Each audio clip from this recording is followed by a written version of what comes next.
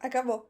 2 anos depois do lançamento da trilogia Rua do Medo, os filmes de slasher que fizeram sucesso na Netflix por serem lançados toda sexta-feira por 3 semanas, coisa completamente única no mundo dos filmes. Eu topei o desafio de assistir eles pela segunda vez, já que eu só tinha assistido nos dias que cada um havia estreado, e trazer aqui pra vocês uma review de cada filme individualmente, já que eu não fiz isso lá na época que ele lançou. E agora chegou a hora de falar sobre o terceiro e último filme dessa trilogia magnífica. Dá até um sentimento meio triste, porque não vai ter mais filme pra ver. Estou, assim, de coração partido. Eu já fazia parte da luta de vocês por uma confirmação oficial de Rua do Medo 4, ou de uma série, de alguma continuação pra este universo, mas agora eu vou vestir a camisa de verdade com a bandeira na frente da porta da Netflix, porque realmente dá muito gosto de quero mais. Não se preocupem, esse não vai ser o último vídeo sobre a trilogia aqui no canal, só é o último vídeo de review. E agora vamos falar sobre Rua do Medo 1666 parte 3 e 1994 parte 2. Eu acho isso um pouco confuso,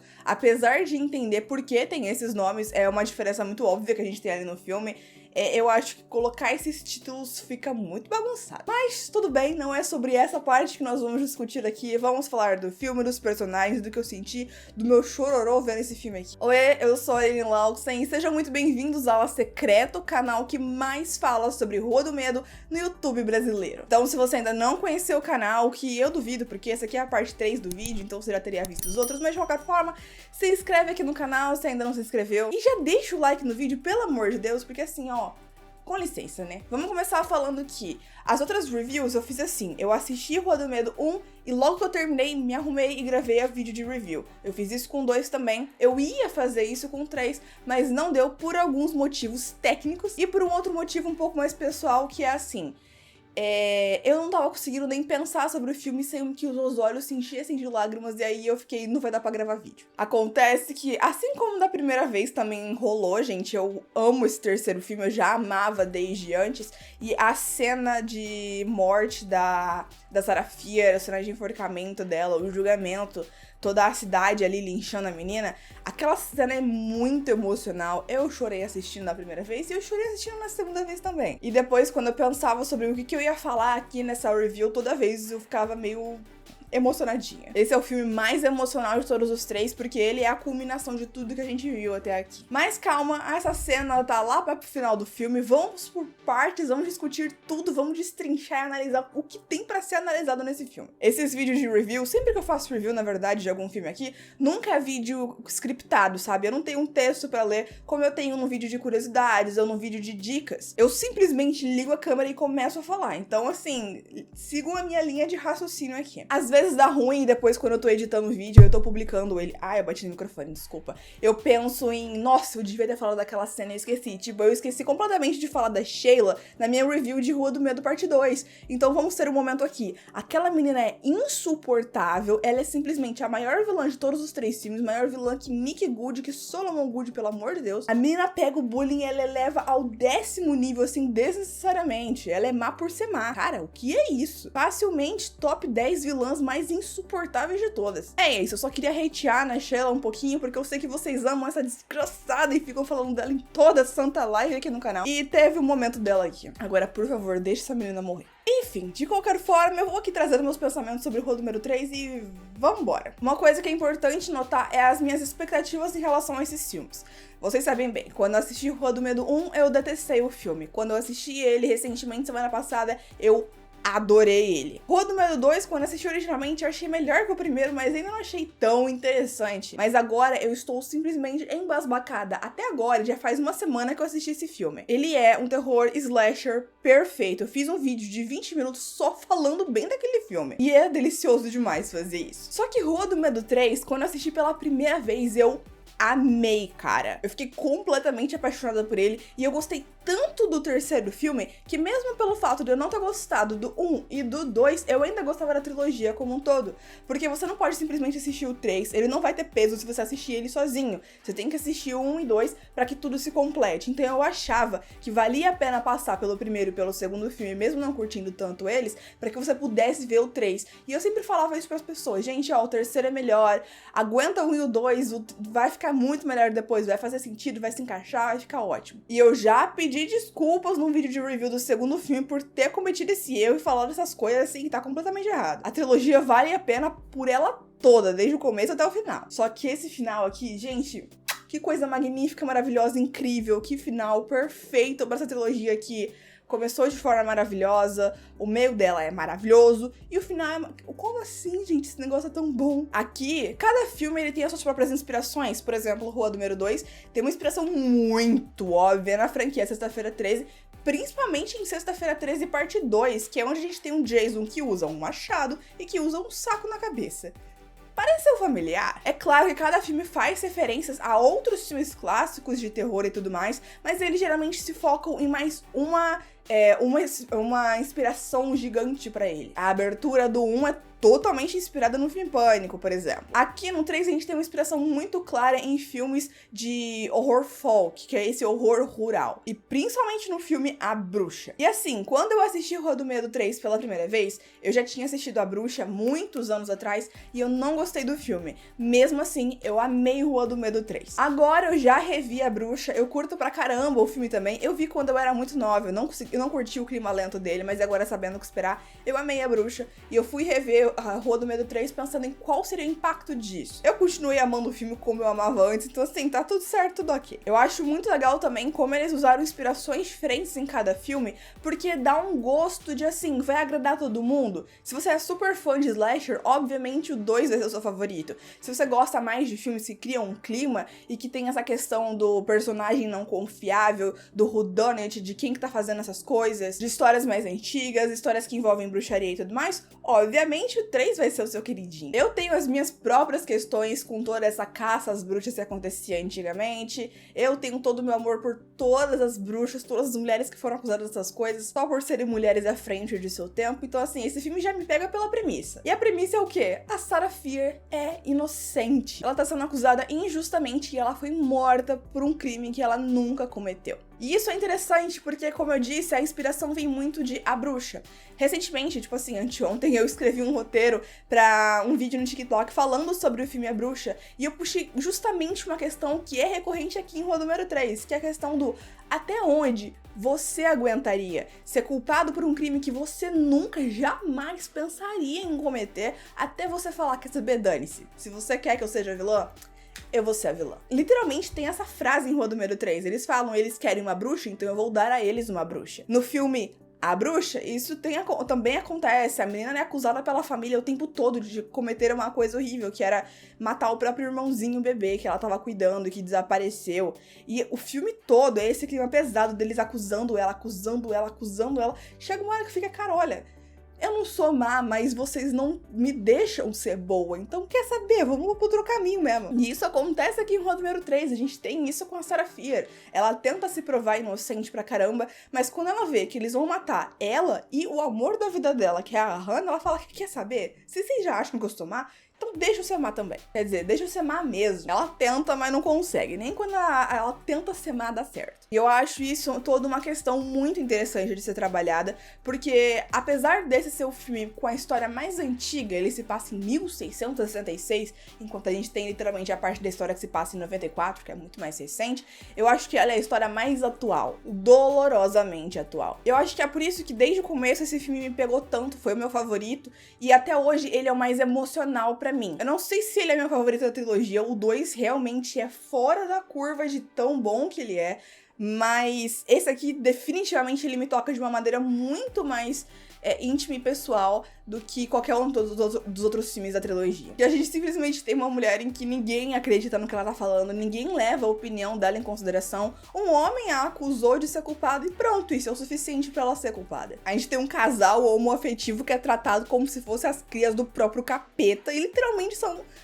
Bom, tentam, né? Porque só a Sarah morre, mas quase são assassinadas por isso. A Sarah definitivamente foi assassinada por isso. Existe todo um complô aqui, as pessoas nessa forma de Maria vai com as outras, de formiguinha seguindo as outras. uma pessoa acusou a Hannah e a Sarah baseado em absolutamente nada. Então todos os outros passaram a apontar os dedos pra elas também. E isso eu acho interessante, porque quem lá da história sabia que a Hannah e a Sarah elas gostavam uma da outra, tinham um relacionamento, era o próprio Solomon Goode, que não falou nada pra absolutamente ninguém, e o Thomas, aquele que é o cara doido e bêbado de Union. Ele sabia, mas ele não falou nada pra ninguém. Isso eu acho interessante. Ele é o cara apocalíptico durante o filme todo, fica falando que o fim tá próximo, o demônio está aqui, sei lá o quê.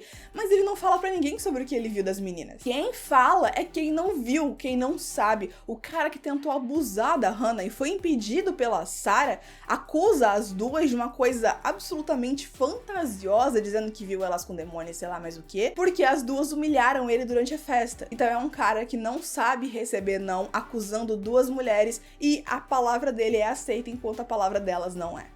Soa familiar com qualquer notícia de julgamento que a gente tenha de hoje em dia. Então é por isso que esse filme me toca tanto. Pra mim, ele é pesado e melancólico o filme todo, mesmo nas cenas que não são assim, porque o tempo todo ele tem esse peso do que tá acontecendo por trás, do o que aquilo tudo significa. E a forma como foi feita aqui foi magistral, foi respeitosa, foi cuidadosa, foi delicada, pra deixar as coisas de forma bem crua e realista, ao mesmo tempo que toma cuidado com o que tá contando. O Solomon Goode, aqui eu tenho que fazer eu vou ter que elogiar. O ator que faz o Solomon e o Nick Goode, ele é um ator absolutamente incrível, porque o Solomon e o Nick são duas pessoas completamente diferentes, e a forma como ele interpreta cada um é magnífica e perfeita pra cada um desses personagens.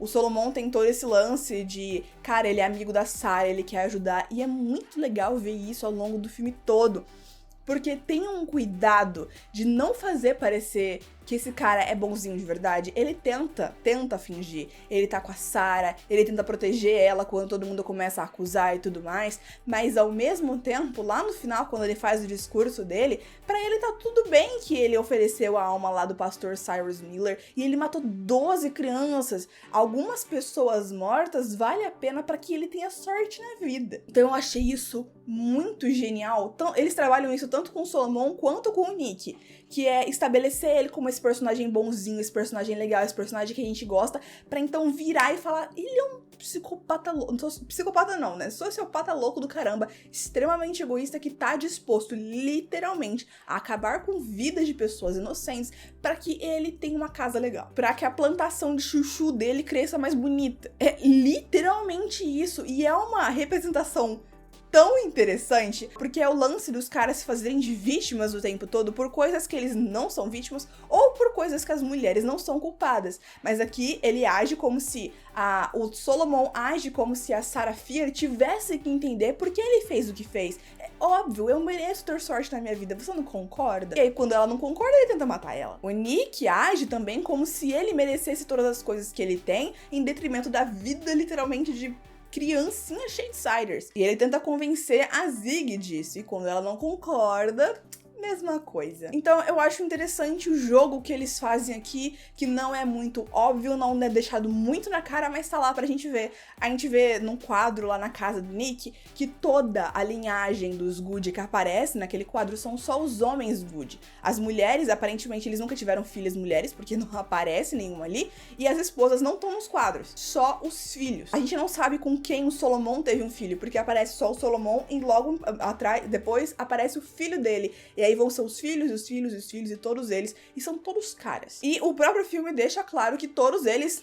Bom, nem todos, porque às vezes eles tiveram irmãos, né? Por exemplo, o Nick tem irmão. E o irmão dele não faz pacto, só o Nick mesmo. Mas pelo menos metade de toda a linhagem do Goode aceitou fazer esses pactos numa boa. E continua fazendo eles como se isso fizesse super sentido. E enquanto isso, a gente tem o Ryan, que matou a melhor amiga dele no shopping. A gente tem o leiteiro, que assassinou 7 donas de casa que estavam em suas casas enquanto seus maridos estavam no trabalho e seus filhos na escola. A gente tem a Sam e a Dina sendo perseguidas por saber a verdade. Vocês estão entendendo onde é que eu tô indo com isso? O filme não diz, mas o filme mostra. E está ali o tempo todo.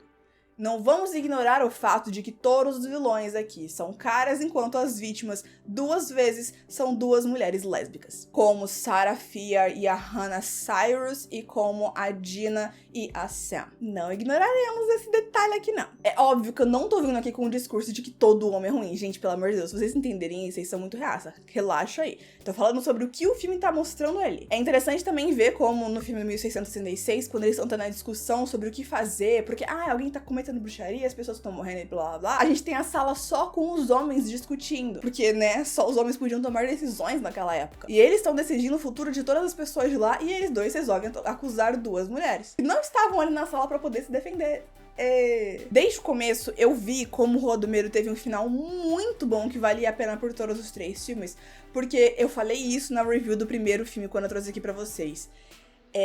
A história de Dina e Sam como um casal é boa, mas ela só fica magnífica aqui no terceiro, quando a gente faz o paralelo delas com a Sarah e a Hannah. As duas se amavam lá em 1666, mas assim, de forma alguma aquilo ia ser aceito naquela época.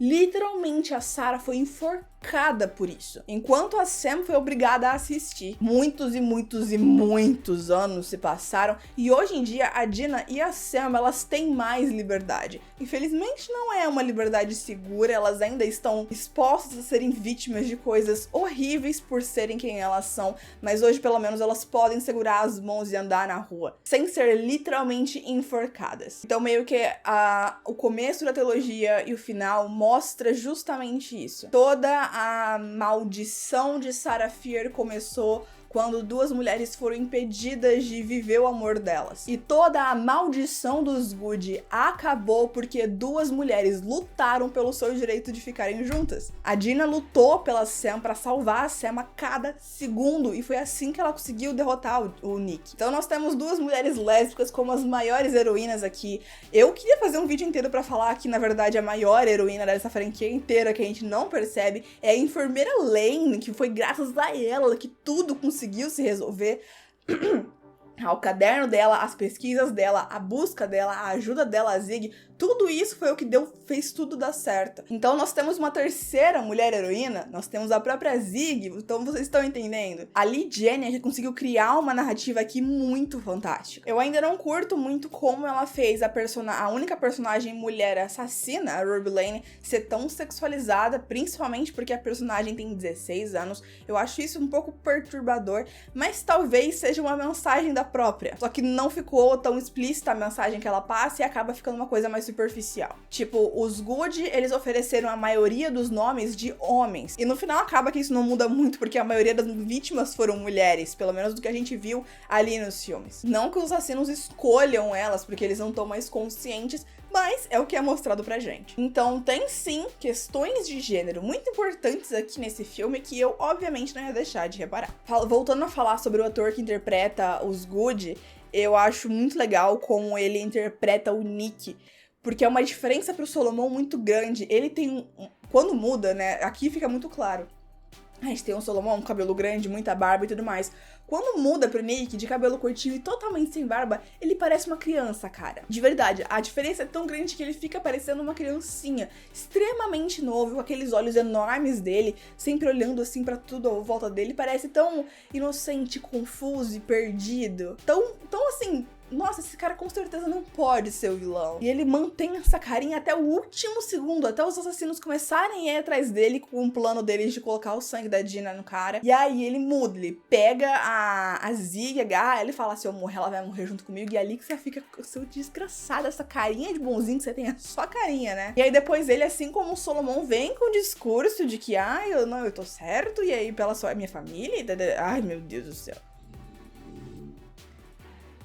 O meu pisca-pisca começou a piscar.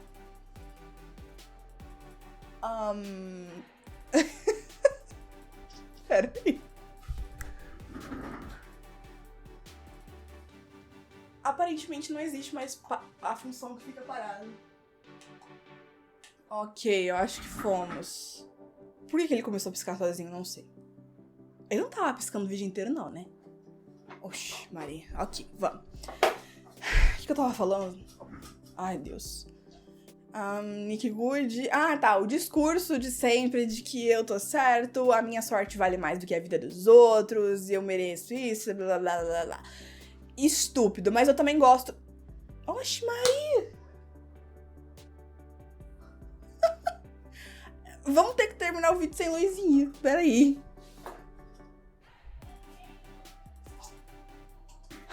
Será que agora vai, meu Jesus Cristo? Já tá acabando o vídeo, eu juro. Ai, meu Deus. Ai.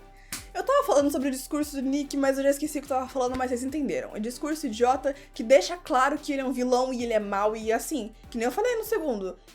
Não tem questão aqui. Se você quiser gostar do Nick Good ou do Solomon, tá tudo bem, é um personagem fictício. Você pode gostar, não tem problema nenhum. Mas o que você não pode é tentar fingir pra si mesmo que, ai, não, mas ele... Não tem motivo nenhum pra fazer isso, além do que ele acha que a vida dele é mais importante do que a de todo mundo. E não isso, não a vida dele, a sorte dele, porque ele não fez isso pra se salvar, ele fez isso só pra ter uma vida melhor. Todos eles fizeram, na verdade. Então é isso, antes que a gente tenha mais problemas com a luz, deixa eu encerrar esse vídeo falando que Rua do Medo 1666, parte 3, é um filme magnífico, é um final perfeito pra essa trilogia, incrível. Eu vou fazer um vídeo inteiro, eu acho, pra falar só sobre quem pegou o livro lá no final do filme. Eu já até mencionei isso aqui várias vezes, mas eu nunca fiz um vídeo só pra isso, eu vou fazer, porque eu já li muito sobre essa trilogia, então eu tenho respostas pra vocês.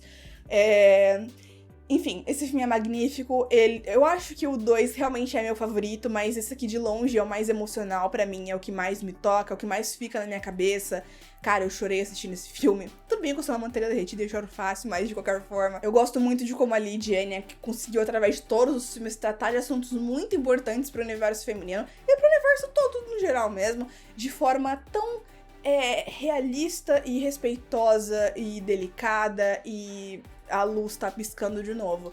Enfim, a Lady Anne é um gênio, ela é maravilhosa, ela é perfeita, nós amamos e nós a veneramos. Quero muito que venha mais. Fica aí o aviso, não foi confirmado Rua do Medo 4. Um portal super grande falou isso, mas a notícia do ano passado, é rumor, não foi confirmado, esquece. E com a luz piscando, eu vou dizer pra vocês participarem das nossas lives. Toda sexta-feira, às 8 horas da noite, a gente bate um papo sobre filmes de terror e lê histórias dos inscritos de terror ao vivo. Você pode participar de tudo isso, só aparecer aí pra conversar com a gente. Se inscreve aqui no canal, deixa o seu like, e antes que essa luz hipnotize vocês, eu vou dizer muito obrigada pela sua companhia e eu te vejo na próxima live.